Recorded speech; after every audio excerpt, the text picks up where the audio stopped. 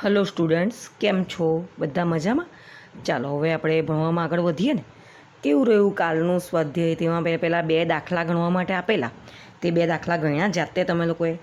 આકૃતિ દોરીને ગણ્યા ને? બસ, તો એ પ્રમાણે વ્યવસ્થિત કામ સ્કૂલની નોટમાં પણ, સપ્લિમેન્ટરીમાં પણ, બધી જગ્યાએ આપણું કામ એકદમ વ્યવસ્થિત દેખાવું જોઈએ. બરાબર ને? ચાલો, તો હવે આપણે એક બીજો આજે થિયરી ભણવાની છે, angle sum property of a triangle. એટલે જે ત્રિકોણના 3 ખૂણાઓ છે એ ખૂણાઓના માપના સરવાળા પર આધારિત એક ગુણધર્મ છે, તે થિયરી છે, તે હવે આપણે ભણવાની છે. એટલે એનું નામ શું છે? Angle sum property of a triangle. ત્રિકોણના ખૂણાના સરવાળાનો ગુણધર્મ. તમને ખબર છે કે ત્રિકોણમાં 3 ખૂણા આવે, બરાબર ને? કે વધારે આવે? ત્રિકોણમાં કેટલા ખૂણા આવે? 3 ખૂણા આવે. તો એ 3 ખૂણાનો સરવાળો કેટલો થતો હશે અને કઈ રીતે આ થિયરી અસ્તિત્વમાં આવી, તો તે વિશે હવે આપણે અહીંયા ભણવાનું છે. જુઓ, the angle sum property of a triangle is stated as the total measure of the 3 angles of a triangle is 180 degree. હવે શું કહે છે? આ જે ત્રિકોણના 3 ખૂણા છે એનો સરવાળો 180 અંશ થાય છે. બસ આ એક જ ગુણધર્મ છે અને એ ગુણધર્મ પર આપણે આખું સ્વાધ્યાય 6.3 કરવાનું છે. અને આ ગુણધર્મ એટલો બધો કામનો છે કે તમને આ ગુણધર્મ જો યાદ રહેશે તો એના પર આધારિત આ 7મા ધોરણમાં તો છે જ, પણ તે ઉપરાંત પણ બીજા આગળના ઘણા બધા ધોરણોમાં તમને આ ભૂમિતિનો ગુણધર્મ કામ લાગશે. એટલે આ ગુણધર્મ તમને બરાબર આવડતો હોવો જોઈએ. તો ત્રિકોણના 3 ખૂણાઓનો સરવાળો કેટલો થાય છે? 180 અંશ. જો મેં અહીંયા એક ત્રિકોણ દોર્યો છે, એ ત્રિકોણમાં 3 ખૂણાઓ છે. 1 નંબરનો ખૂણો છે, આ 2 નંબરનો ખૂણો છે અને આ 3 નંબરનો ખૂણો છે. તો આ 3 નંબર, આ જે 3 નંબર આપ્યા છે, 1 નંબર, 2 નંબર અને 3 નંબર, તો આ 3 ખૂણાઓનો સરવાળો કેટલો થાય? Angle 1 plus angle 2 plus angle 3 is equal to 180 degree. અને શું કહેવાય? Angle sum property of a triangle. ત્રિકોણના ખૂણાના સરવાળાનો ગુણધર્મ. હવે કઈ રીતે આવતો હશે તે જોઈએ. જુઓ, એને માટે, એ સમજવા માટે મેં આકૃતિને જરાક લંબાવી છે. જુઓ, તમને દેખાય છે? ત્રિકોણ ABC તો છે જ, પણ આ જે BC રેખાખંડ છે ને, BC રેખાખંડને હજુ આગળ લંબાવ્યું અને ડી બિંદુથી આગળ અને આગળ વધ્યા જ કરે છે. અહીંયા કિરણની નિશાની છે, દેખાય છે ને? અને અહીંયા એક ડી બિંદુ આપ્યું છે. એમ બતાવે છે કે રેખાખંડ BC છે એ ડીની દિશામાં હજુ પણ આગળ વધે છે. ખ્યાલ આવે છે આ વસ્તુ? તો આ પ્રમાણે વધતા વધતા વધતા ત્રિકોણ ABCમાંથી એક બીજો પણ અહીંયા ત્રિકોણ ખૂણો રચાય છે. આ ખૂણો બહિષ્કોણ છે, જે આપણે કાલે ભણી ગયા છે. એક્સટિરિયર એંગલ, બરાબર ને? બહિષ્કોણ. હવે એની અંદર એક કિરણ CE દોર્યું છે, દેખાય છે તમને? તો આ કિરણ CE દોર્યું ને, એ રેખાખંડ AB છે એની સમાંતર આવે છે, પેરેલલ લાઈન છે. ખબર પડે છે? આ બધી વસ્તુ આપણે આગળ ભણી ગયા છે, એનું આપણે અહીંયા થોડો ઉપયોગ કરી લઈએ તો આપણને આ ગુણધર્મને સાબિત કરવામાં મદદરૂપ રહેશે. અહીંયા જે કિરણ CE દોર્યું છે, આ કિરણ CE અને AB, આ બંને સમાંતર લાઈન છે, પેરેલલ લાઈન છે. ખબર પડે છે? સમાંતર લાઈન એટલે આ બંને લાઈન એકબીજાને છેદવાની નથી. યાદ આવી ગયું ને? Parallel line. હવે આ પ્રમાણે છેદે છે. તો આ બે સમાંતર જે છે એની છેદિકા કઈ કહેવાય? AC. AC એ શું કહેવાય? એની ટ્રાન્સવર્સલ એટલે કે છેદિકા કહેવાય. તો છેદિકા છેદવાથી આ જો મેં 2 ખૂણા આપ્યા છે ને, તો એ બંને જે સરખા ખૂણા છે એમાં મેં એક સરખા સંકેત આપ્યા છે. જુઓ, અહીંયા એક લાઈન છે, અહીંયા પણ એક લાઈન છે, અહીંયા 2 લાઈન છે, અહીંયા પણ 2 લાઈન છે. એટલે આ ખૂણાને હવે આપણે ઓળખવાની પ્રેક્ટિસ કરીએ. જુઓ, આ એક લાઈન અને આ એક લાઈન. તો આ બે ખૂણા કયા ખૂણા કહેવાય ખબર પડે છે તમને લોકોને? આ બે ખૂણા છે ને એ બે ખૂણા અલ્ટરનેટ એંગલ કહેવાય, અંતઃયુગ્મ કોણની જોડ કહેવાય. આ છેદિકા છે, છેદિકાની સમસામેની બાજુએ આવેલા ખૂણા એ ઓલ્ટરનેટ એંગલ કહેવાય. અને આ જે બે લાઈન કરેલી છે તે એ બે ખૂણા છે ને એ બે ખૂણા એ કોરસ્પોન્ડિંગ એંગલ એટલે કે અનુકોણની જોડના ખૂણા કહેવાય. આ બધી વસ્તુ યાદ આવી? આ યાદ આવે ને તો એટલે આગળ ભણેલું આપણે કશું ભૂલી જવાનું નથી, આ આપણને યાદ આવવું જ જોઈએ. તો બી ખૂણો જે છે તે બે લાઈનથી કરેલો છે અને અહીંયા પણ બે લાઈનથી કર્યો છે. તો આ બે ખૂણાઓ છે એ બે ખૂણાઓ શું દર્શાવે છે? કોરસ્પોન્ડિંગ એંગલ એટલે કે અનુકોણની જોડ દર્શાવે છે. આટલી વસ્તુ ખબર પડી? ચાલો હવે આપણે જે લખેલું છે તેને ધીરે ધીરે સમજતા જઈએ.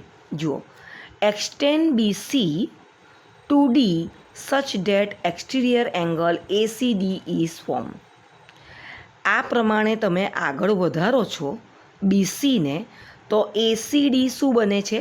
Exterior angle, બહિષ્કોણ. જે હું હમણાં સમજાવી ગઈ તે જ બધું લખેલું છે. Draw CE parallel to AB. CE parallel to AB, બરાબર? સમાંતર રેખા મેં જે દોરી તે, એટલે કે AB અને CE સમાંતર થઈ ગયા અને AC શું થઈ ગઈ? એની ટ્રાન્સવર્સલ, એની છેદિકા બની ગઈ. ખ્યાલ આવે છે તમને? ચાલો હવે કયા કયા બે ખૂણાની વાત કરું છું તે જોજો.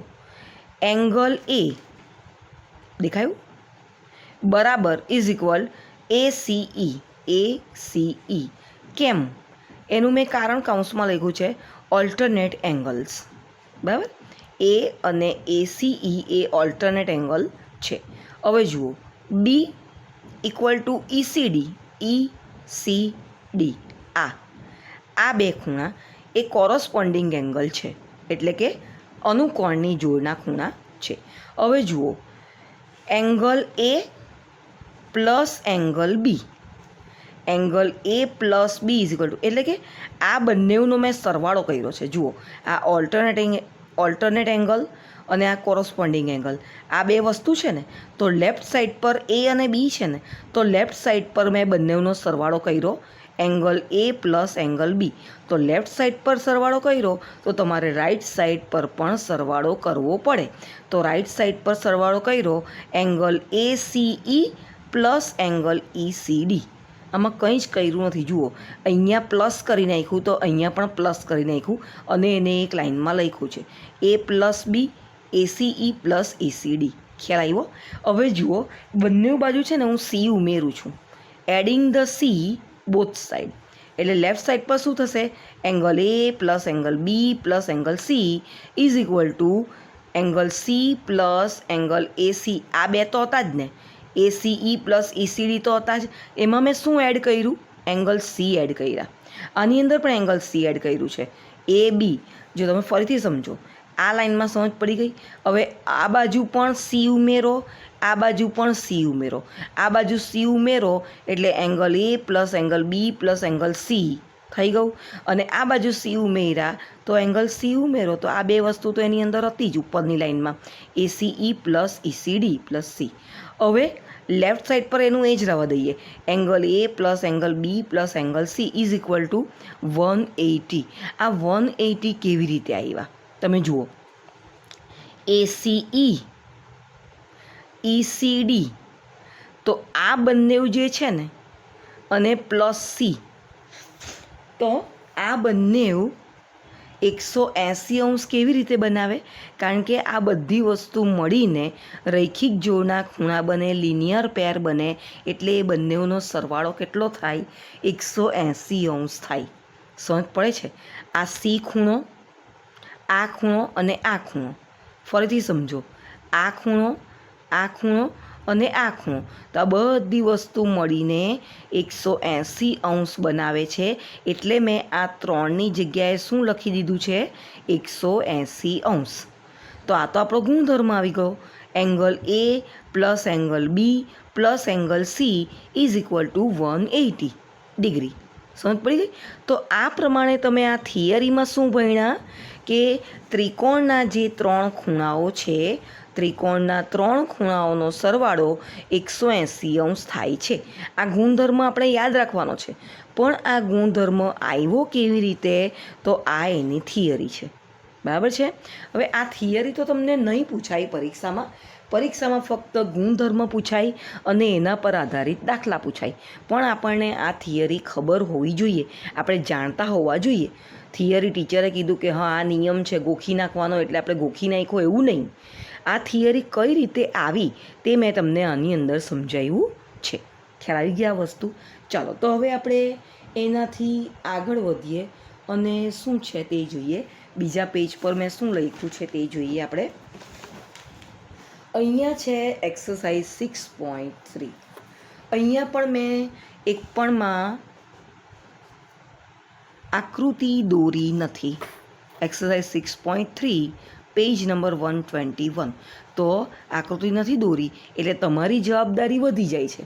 તમારે શું કરવાનું? ચોપડી સાથે રાખવાની. નોટમાં જ્યારે દાખલા ગણો ત્યારે નોટની અંદર બધી આકૃતિ દોરવાની અને આકૃતિ દોરાઈ ગયા પછી આ દાખલો ગણવાનો છે. મેં તમને કાલે પણ આ જ પ્રમાણે કરાવેલું. આકૃતિ હું નથી દોરતી, જે અગત્યનું છે તે હું તમને નોટમાં ગણી આપું છું. બરાબર? ચાલો તો ક્વેશ્ચન નંબર 1.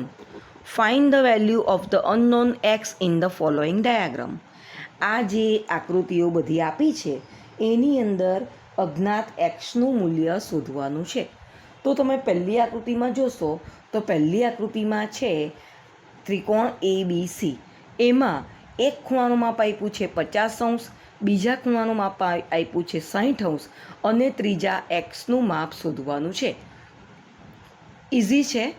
બે ખૂણા જે આપ્યા છે માપ એનો સરવાળો કરો અને એને 180°માંથી બાદ કરો એટલે તમને ત્રીજા એક્સનું મૂલ્ય મળી જશે. બરાબર છે?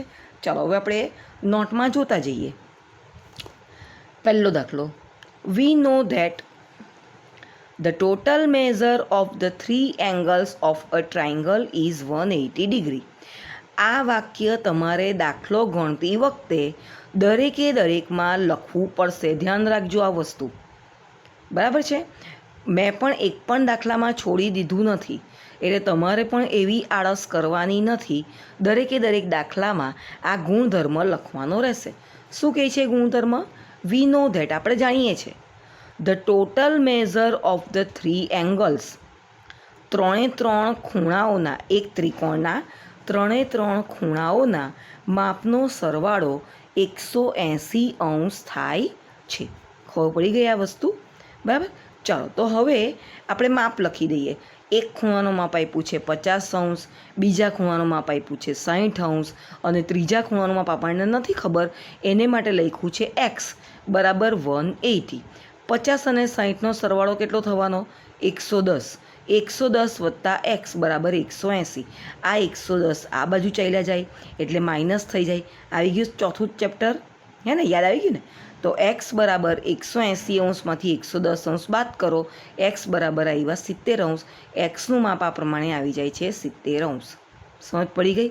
બસ. તો પહેલા પ્રશ્નની અંદર 6 દાખલા આપણે આ જ પ્રમાણે કરવાના છે.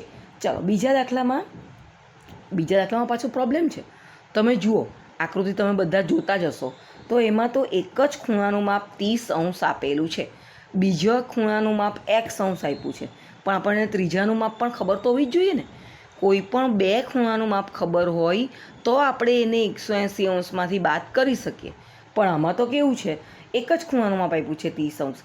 પણ આની આગળના પેલા સ્વાધ્યાયમાં હતું ને તેવું જ સેમ આપ્યું, જરા કન્ફ્યુઝનવાળું આપ્યું. એટલે તમારી મગજની કસોટી થઈ જાય આની અંદર. પેલું જે પી એંગલ આપ્યો છે ને એ 90°નો છે. કઈ રીતે ખબર પડી? એ લોકોએ સંકેતમાં આપી દીધું છે એટલે આપણે એ ખૂણાનું માપ 90° લઈ લેવાનું. ખ્યાલ આવી ગયો? ચાલો હવે આગળ જોઈએ નોટની અંદર. We know that the total measure of the 3 angles of a triangle is 180. આપણે જાણીએ છીએ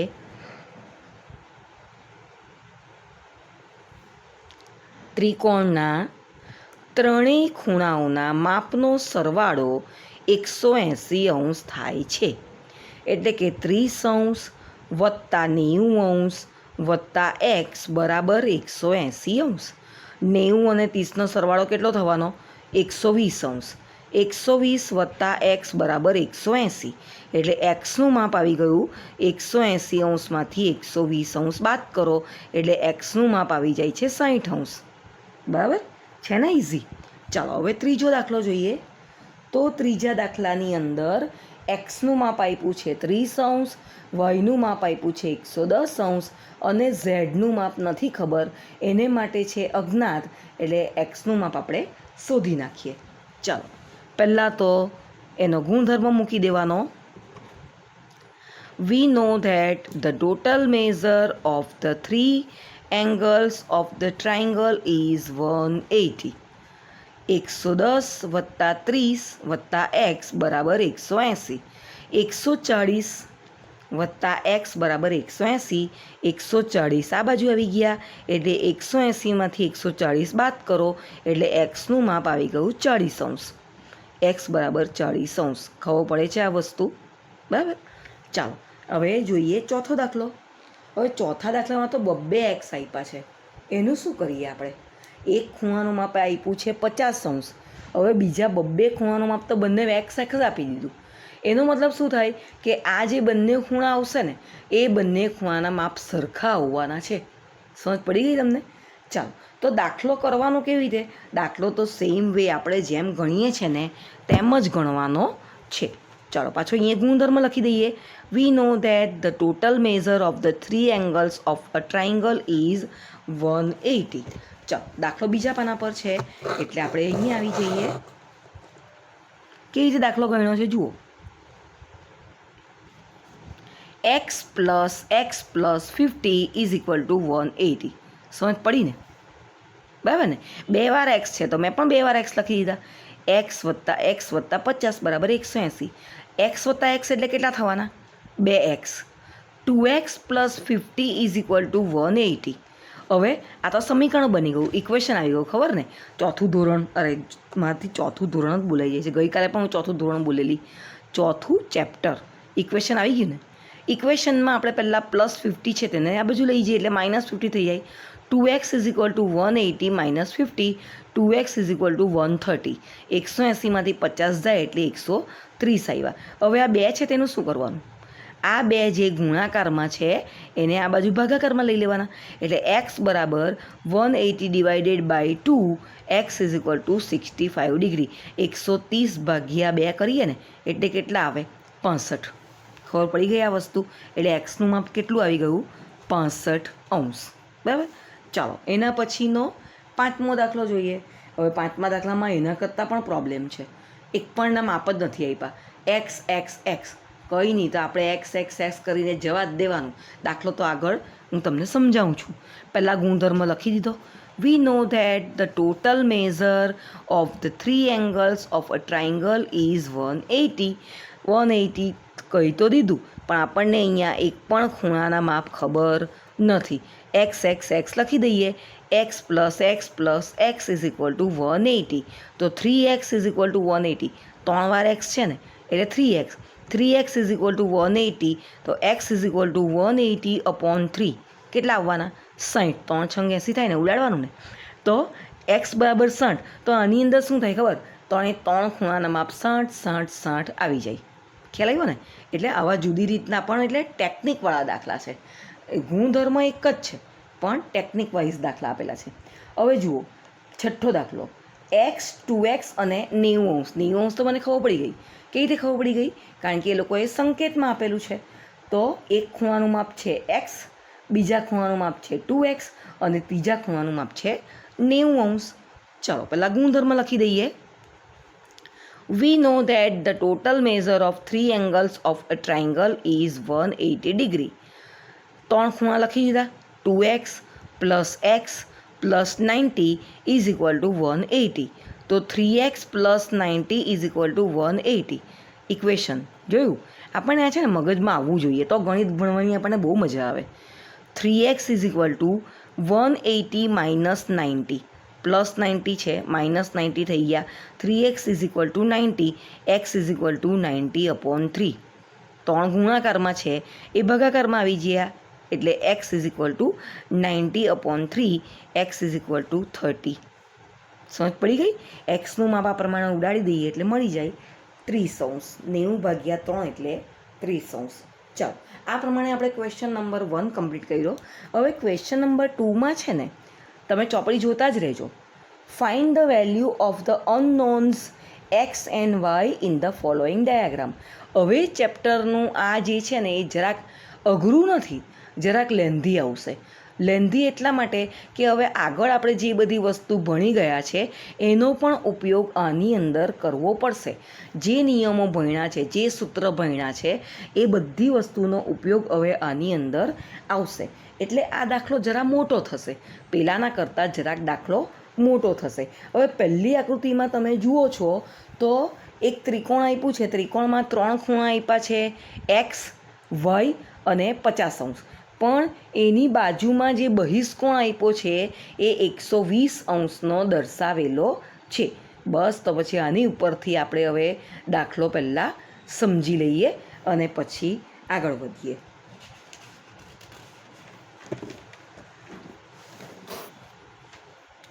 એક કામ કરું, હું તમને પહેલાં છે ને તે ચોપડીની અંદર સમજાવું.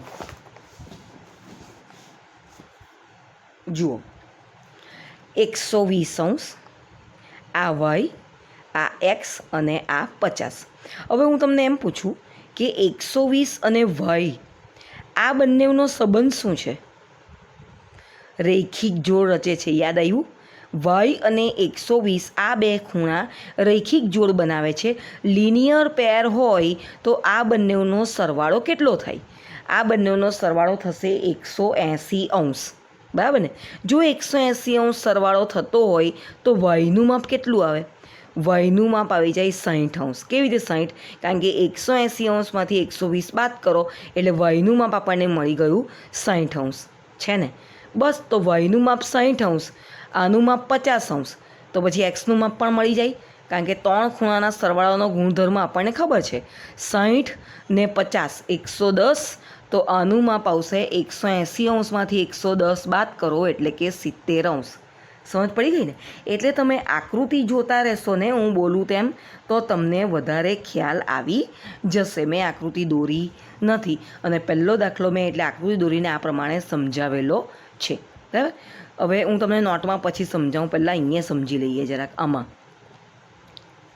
બોલો, 80° અને વાય આ બંને વચ્ચે કંઈક આપણને ગુણધર્મ ખબર હોવો જોઈએ. બોલો, કયો ગુણધર્મ છે અને એનું માપ કેટલું આવશે? સમજ પડે છે?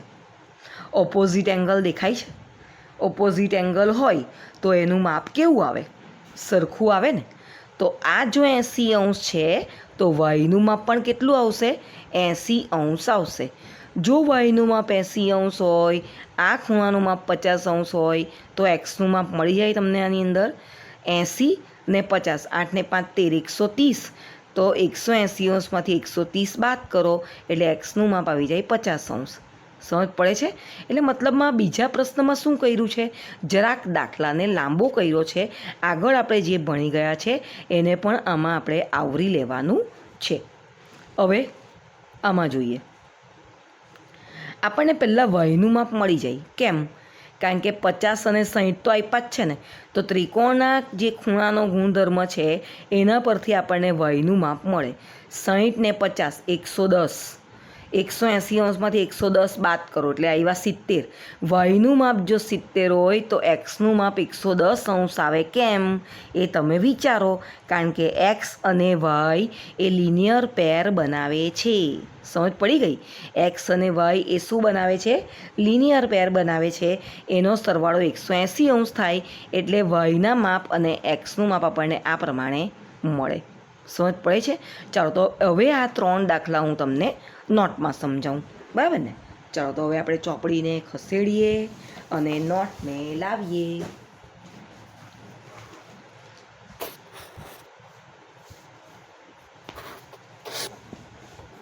નોટ આવી ગઈ. ચાલો, પહેલો દાખલો. Angle y and 120 form a linear pair. Y અને 120 એ રૈખિક જોડ બનાવે, એટલે એ બંનેનો સરવાળો 180, વાયનું માપ મળી ગયું 60. હવે મેં જુદી રીતે લખ્યું છે, એક્સ વત્તા વાય વત્તા 50 બરાબર 180 યુઝિંગ એંગલ સમ પ્રોપર્ટી. આમાં શું કર્યું, કાઉન્સમાં લખી દીધું કે ત્રિકોણના જે 3 ખૂણાનો ગુણધર્મ છે એનો મેં અહીંયા ઉપયોગ કર્યો છે. એક્સ વત્તા વાય વત્તા 50 બરાબર 180, એટલે એક્સ વત્તા વાયનું માપ તો આપણને 60 મળ્યું ને, એ 60 અહીંયા મૂકી દેવાના. એક્સ વત્તા વાય વત્તા 50, એક્સ વત્તા 60 વત્તા 50 બરાબર 180, એક્સ વત્તા 110, આ સામાન્ય ગણતરી આવી ગઈ. 60 ને 50 110 બરાબર 180, એટલે એક્સનું માપ આવી ગયું 70°. આ પ્રમાણે એક્સનું માપ 70, વાયનું માપ 60. ખ્યાલ આવે છે? એટલે આપણને છે ને આવું સાઈડ પર લખી દઈએ ને એટલે બહુ મોટા મોટા વાક્ય લખવાની જરૂર નહીં પડે. બરાબર? ચાલો હવે બીજા દાખલામાં જોઈએ. પહેલો ગુણધર્મ કયો હતો? Y and 80° angle are vertically opposite angle, એટલે કે અભિકોણ બતાવે. વાય બરાબર 80. બરાબર? એટલે એક 80 હતું એટલે બીજું પણ 80 આવ્યું. Now x plus y plus 50 is equal to 180.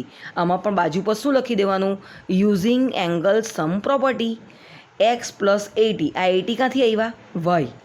80 plus 50 is equal to 180, એટલે એક્સ પ્લસ 8 ને 5 13, 130. X plus 130 is equal to 180, x is equal to 50.